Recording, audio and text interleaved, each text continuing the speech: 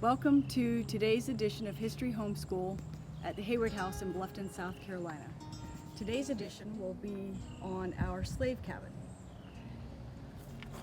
Our slave cabin was built in 1841 by the enslaved of John James Cole. His enslaved built the slave cabin, the main house, and the original summer kitchen. In this slave cabin, 5 to 6 enslaved lived here. It wasn't based on family, but based on task. One of the things I wanted to show you today is a record of the slaves that were recorded in the Cole family Bible. It starts with Marcus's birth. It gives their sex, and then his birth date was July 4th, 1800. The last recorded date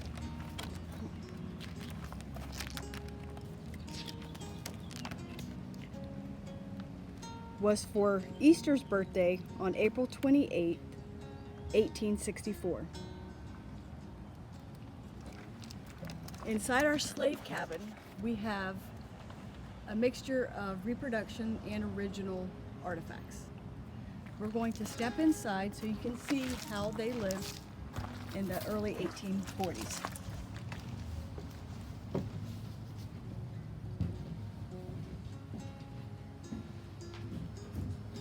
We have a reproduction bed, an original slave woman's cradle. You'll notice that the basket portion of the cradle is missing, but we have 2 toy rings up here for the child to play with. A slave woman would carry this with her from task to task. Now, earlier I mentioned the construction of the cabin was done by the enslaved. We have tools from that same time period that they would have used to build the structure.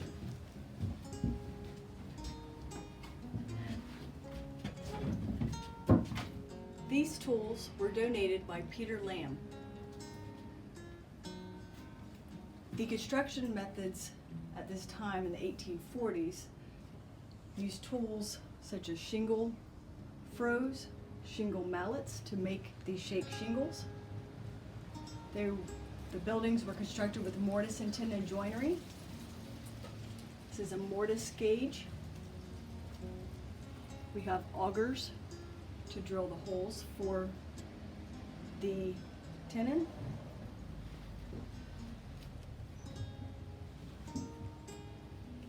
Planes.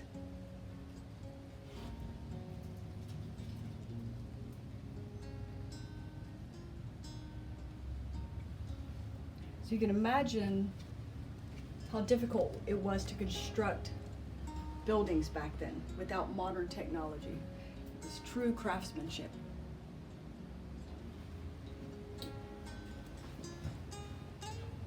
If you look up here, that's not a good example.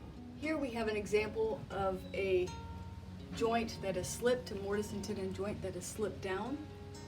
You can see the holes where the wooden pegs would have gone through. Our floorboard, you'll notice, are original. Many of our floors are original.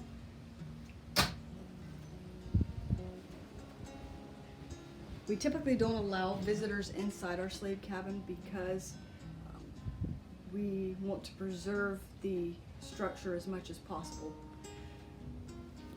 One of the many cultural traditions that the West Africans brought over included sweeping the yard. This task was done outside along with many other jobs.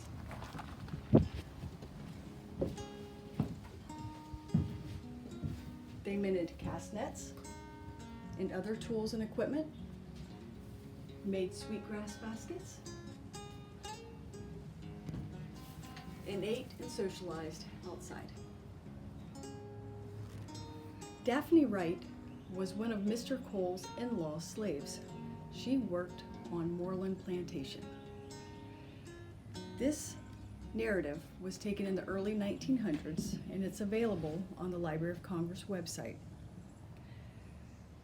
In her narrative, she discusses living in Bluffton and working on Moreland Plantation, fleeing during the Civil War with her owners, and after the Civil War, watching Confederate money blow down the road because it was worthless.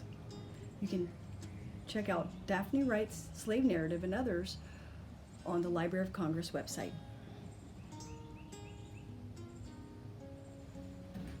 Thank you for viewing today's History Homeschool from Heyward House in Bluffton, South Carolina. You can go to heywardhouse.org to view these and other installments that we've archived for your viewing pleasure.